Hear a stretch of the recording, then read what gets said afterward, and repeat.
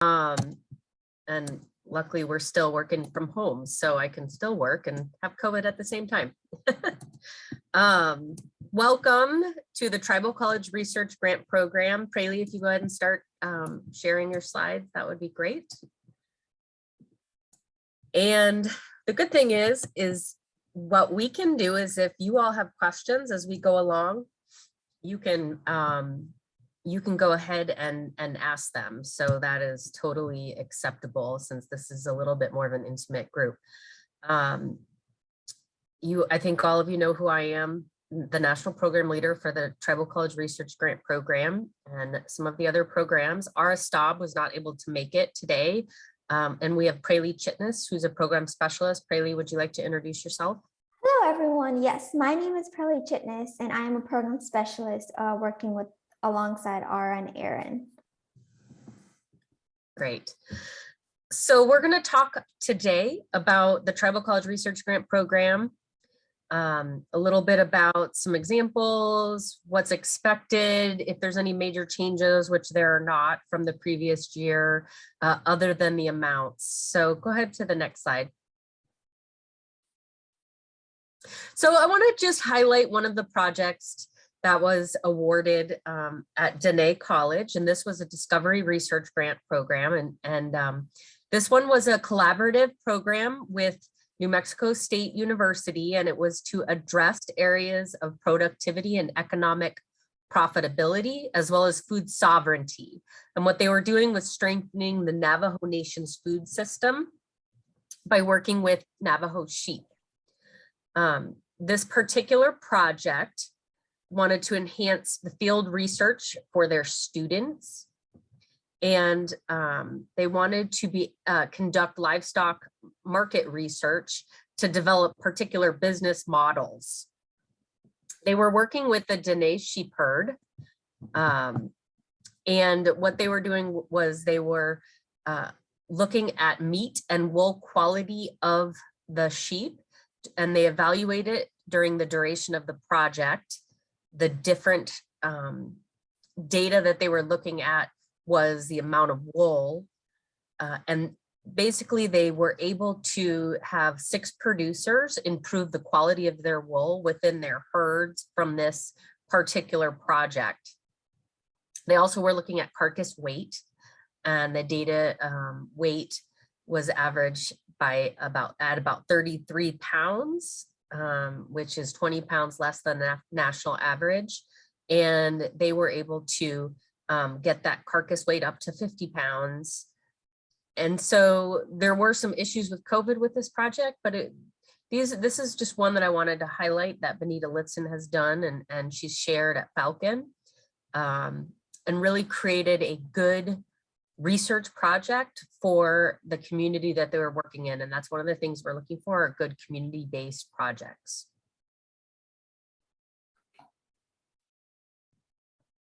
So the purpose of today's webinar, we'll be discussing the research RFA, as well as outline important pieces of this RFA, as well as answer any questions you may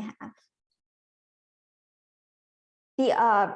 Some information regarding the RFA. So the deadline is July 13th, 2022 at 5 p.m. Eastern Time, submitted through grants.gov, and total funding available for this fiscal year 2022 is $4.5 million, as well as the grant duration is 24 to 36 months. The program code is ZY, and then the award amount can range from $60,000 to $500,000. So the purpose and priorities of this RFA is to develop any leadership skills, prepare students to be globally competitive, as well as traditional ecological knowledge, research, education, and extension. There are many project types. So the first one is area of expertise with a 500,000 maximum, and then the new discovery with 220,000. As well as the applied faculty/community at 95,000, as well as the student-led traditional ecological knowledge at 60,000. So I want to just talk real quick about, go back and talk real quick about each one of these.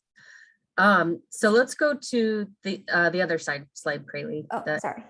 Yeah, so the area expertise, this one is what we're really looking for is projects where you have done work previously and you feel like your tribal college is going to be a leader in this particular field of research. And this one is the largest amount. We ask that you ask for the full 500,000 for this particular program, and that if you're going to apply for this, that you've already received a grant in this area before. So the new discovery, this is more of a traditional new research project grant. Then you have the applied faculty and community. This is where your community or faculty, newer faculty are going to be doing work in the community and research in the community. And then the student-led traditional ecological knowledge is where you having, this one's our new one. And what this one is really if you're gonna be working in the community and students are gonna be doing some research on TEK, we wanted an area where it's gonna be specifically for traditional ecological knowledge. You could really focus on that. Now, all of these can be based around TEK. So it's not saying that just the TEK, but this one is in particular focused on students doing TEK. Does that, I hope that clarifies that a little bit. Are there any questions about these four project types before I move forward? Yeah, Erin, I have a so the student-led is, this description's a little bit different than past student-led. So what is applied, the broad strokes on the applied faculty community one, kind of the purpose of that one?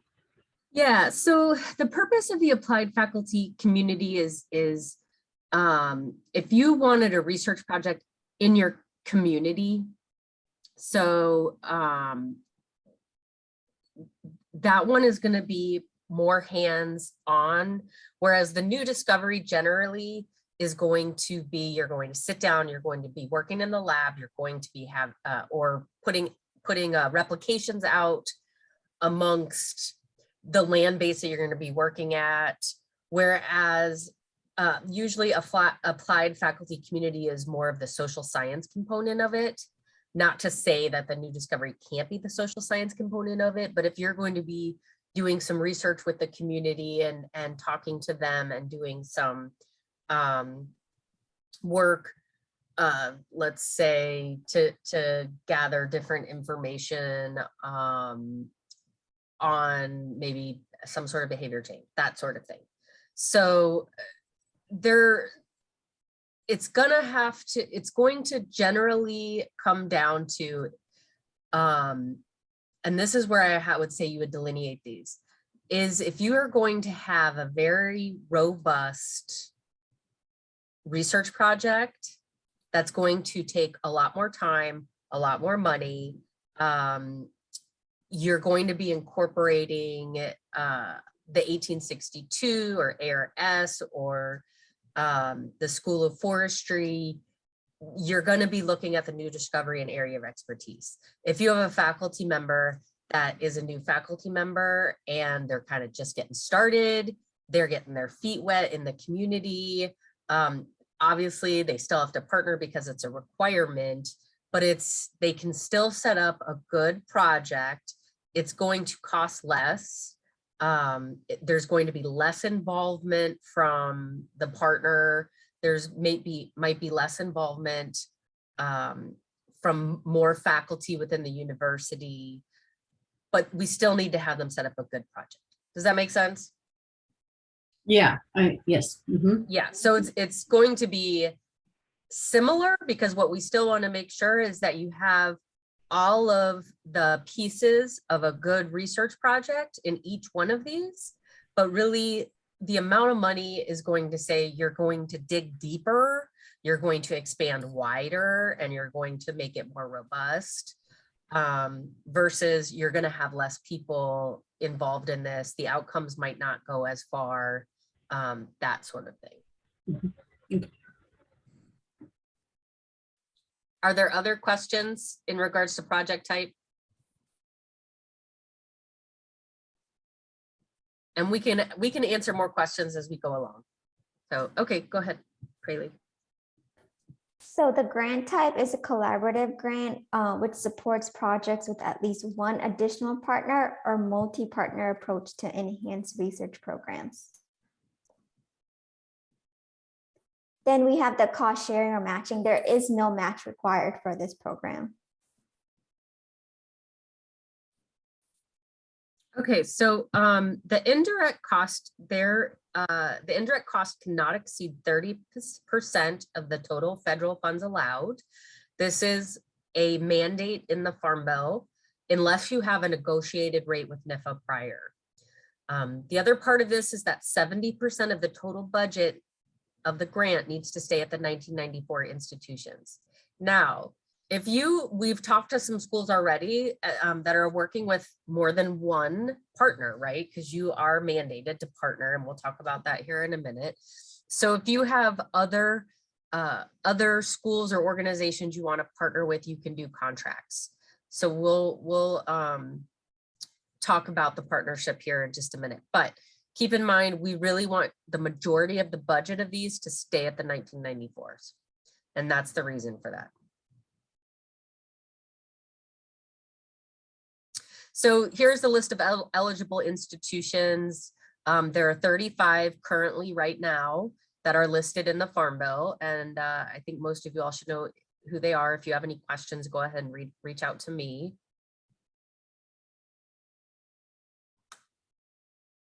Okay, so if you're going to apply for more than one, the new discovery, you can apply for one institution can apply for 2 of them. Area of expertise, you can only apply for 1 area of expertise. So let's say you wanted to apply for 3 awards, you could apply for 2 new discoveries and 1 area of expertise, okay? And then you can apply for 2 faculty and student-led TEK awards. So we really don't want to give one institution more than 3 awards. We try to make sure we spread it out amongst the 1994. So at least each 1994 will get at least 1 award. So keeping that in mind though, let's say you do have a robust research experience, you want to apply for a $500,000 award, you're doing a totally separate topic, you would like to apply for another new discovery award, you can do that. And then there's another project director that would also like to apply. If you're already applying for an area of expertise, you can't apply for 2, but you could apply for an additional new discovery. So that would be the 3.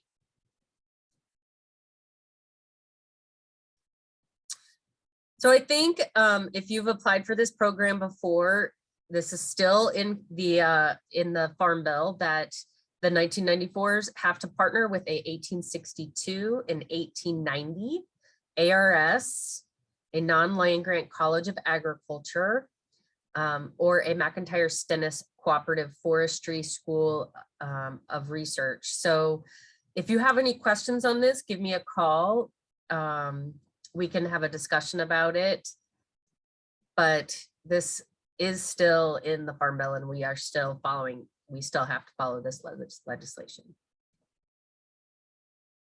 So the application, what is required in it? So the project summary / abstract, the project narrative, senior / key person profile, R&R person profile, R&R budget, the data management plan, which we will discuss on the next slide, the supplemental information form, such as the representation regarding felony conviction and tax delinquent state for corporate applicants, and then funding restrictions. And then so on the next slide, it has more information about the data management plan. A DMP is required for this program. Applicant should clearly articulate how the project director and the COPT plan to manage and disseminate the data generated by the project. So the DMP will be considered during the merit review process. Are there any questions on the data management plan? This is Courtney again. For the data management plan, I think I understand the outline and stuff, but now you're talking about also TEK. Is this where you, if you are working with a project that is working on some aspect of TEK? Is this where you outline what will and won't be shared? Yes, this is a very good place to outline what will and won't be shared. Mhm. Everybody who's on the call, NIFA does not have a way to keep any culturally sensitive data out of public hands. So we do not want any culturally sensitive data submitted with this data management plan. But really what this data management plan is trying to do, it's trying to get institutions to think about how are you storing or saving data and in what file formats. So if you look, really a lot of it is, so if you are storing within your institution data in a Word or a PDF or JPEG or through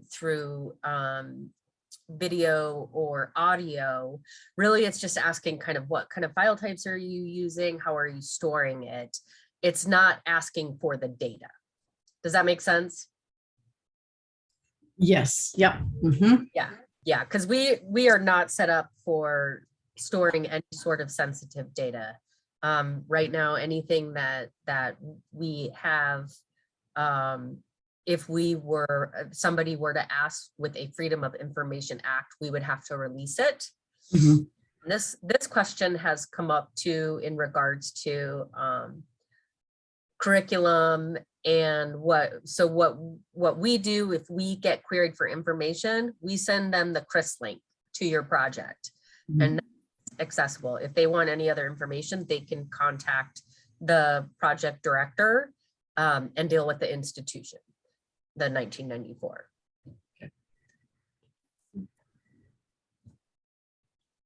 So the project narrative should not exceed 15 pages of written text and up to 2 additional pages for figures and tables.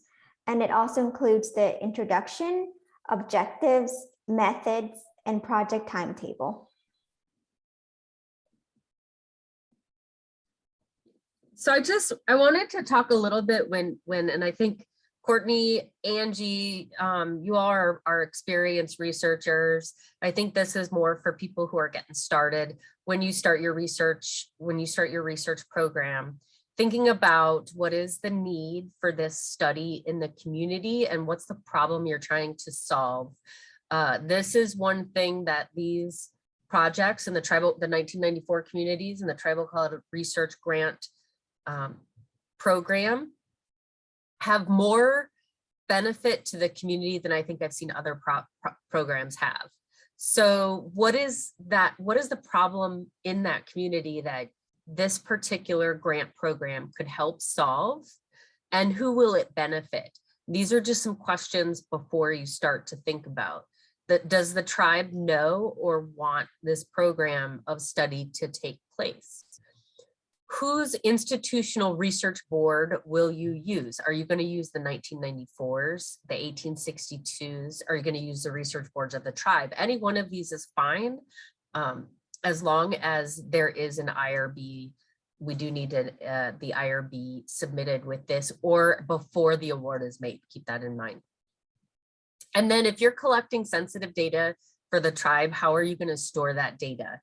That's a very important part of this. And I think something that one thing that we've noticed has come up a lot more with the president's memorandum of funding ITech, and a lot of tribes are very concerned about that. And so when this particular data is collected, how is it stored in a way that the tribes are okay with? So one of the things I wanted to just quickly mention is how important having a hypothesis is in your project. Okay, so your hypothesis should predict the relationship and the outcomes of your project. So you're really predicting what's going to happen. Your hypothesis should be simple and concise. It should be clear with no ambiguity or assumptions about the reader's knowledge. should be testable or observable, depending if you're doing a study on birds, maybe it's more of an observation, or is it an experiment that you can test? Is it relevant or specific to the research question or to the problem? This is one that is real important when you do your project, is making sure that you have a good hypothesis, and then making sure that your methods are and your experimental design are good.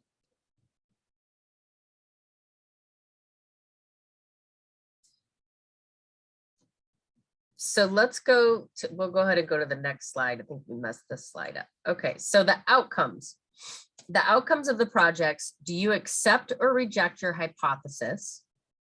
Were the outcomes as you predicted? Why or why not? What are you going to do with their information? How will this help the tribe? Will you publish this data? Where will you publish the data? If you are going to publish the data, how will that help your tribe? The tribe that you're working with, or in, let's say, Angie's case, numerous tribes, and or how will it help the 1994? So really thinking about the outcomes of this project and how it'll enhance your program is very, very important when the panel meets to look at these particular projects.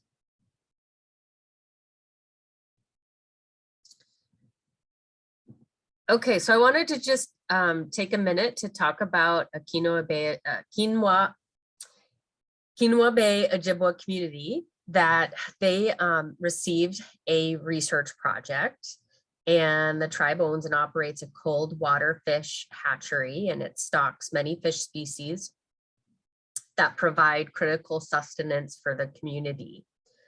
And this particular project, the outcomes were relied upon in terms of collecting accurate ecological data by the tribe. And they have a strong working relationship with the Natural Resources Program, and used the data that came out of these projects to inform their Natural Resources Program. And so this was a very important project to the community, and they worked well across Michigan Technology University of Forest Resources and Environmental Science, as well as the Community Bay Ojibwe Natural Resources Program, to work together to monitor streams, including 70 sites. They were looking at increasing the number of streams, and they were looking at brook trout habitat.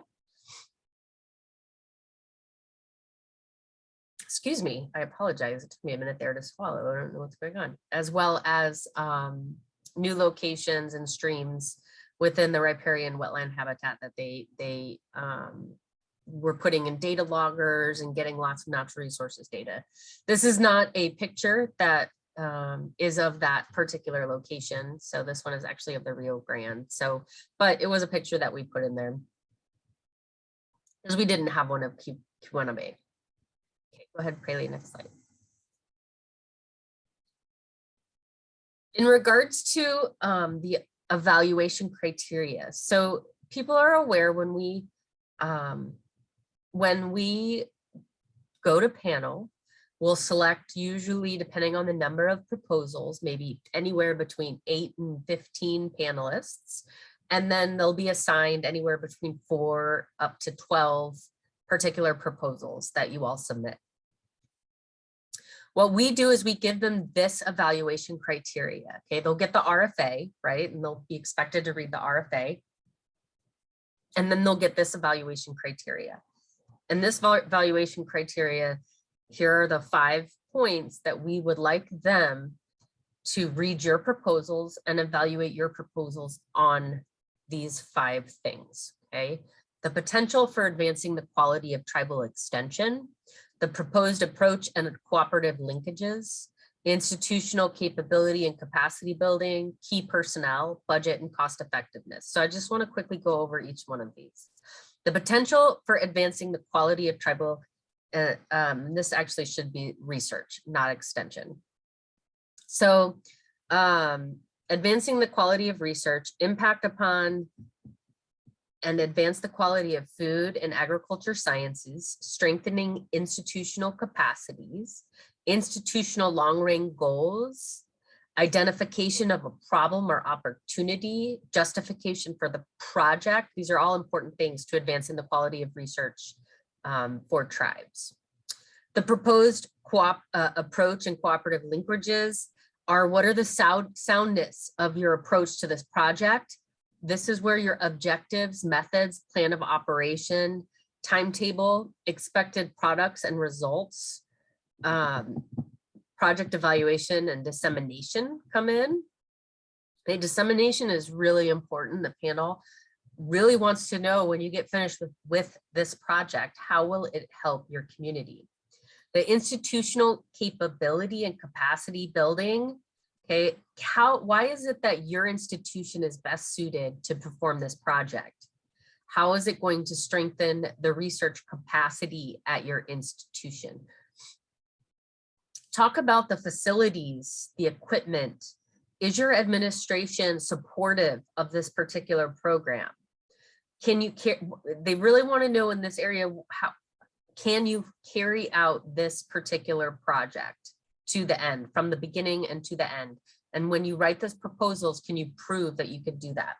Who are the key personnel and why are they important? So if you're doing the project, what was your past experience that makes you best suited for this research, okay? Or maybe you are on the periphery and you're working with someone else, and the reason the two of you are strong that make you the best people to do this research. And then what is the budget and cost effectiveness? So one thing that I think is important for everybody to consider with inflation going up, using projects from 2 years ago and quotes isn't gonna work because everything's gone up a little bit. So I have seen where panelists will say that was a quote from 2 years ago and it costs more now. They really should be on the ball in terms of what's going on at the moment. So making sure that everything is up to date. If you are asking for certain equipment, making sure that the cost is accurate to reflect what's going on with inflation is real important. And I think it shows the panel that you are using numbers from now and you're really vested in what's going on at the moment. Okay, so we want to open this up for any questions that you all might have. I apologize that I'm kind of under the weather for this particular webinar.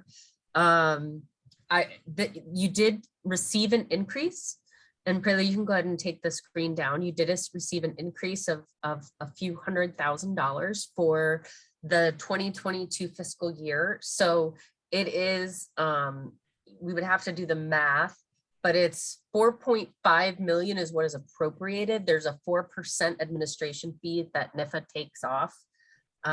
So whatever the remainder is goes to the states is what we call it. So, and I think it ends up being like 4.2 million will be available. Are there questions? I have a question. So is the intention to just kind of future planning, because we've got many research projects going right now, and so we know some of them we want to extend, but right now is not the right time. We're right kind of in the middle, but we know, we can see that they're going to be extended off in the future. And then we have a couple of others that we're interested in starting. So when you look at something like that, I guess the question I always have is it still the intention to open up tribal research RFPs every year, or is it going to ever skip a year? Every year. It's every year. Okay. Every year. Yep. Okay. Every year. And one of the things that we really would like for you to think about too, is if there is something that, and I mean, Courtney, and we can talk about this on the side too, is if you we're like, you know, I need more than $500,000, then let's think about you working on an AFRI program. We had College of Menominee Nations, they were able to secure a $3 million Sustainable Ag Systems Award. So we're, and what I would like to see is as you guys grow, yeah, you guys can get into those larger programs. If you're seeing these projects developed and your staff is growing and your institution is growing, we want to make sure that continues to happen. And hopefully our program grows too, right? That's too what we hope as we go along, that we also grow. Thank you. Yeah, are there other questions?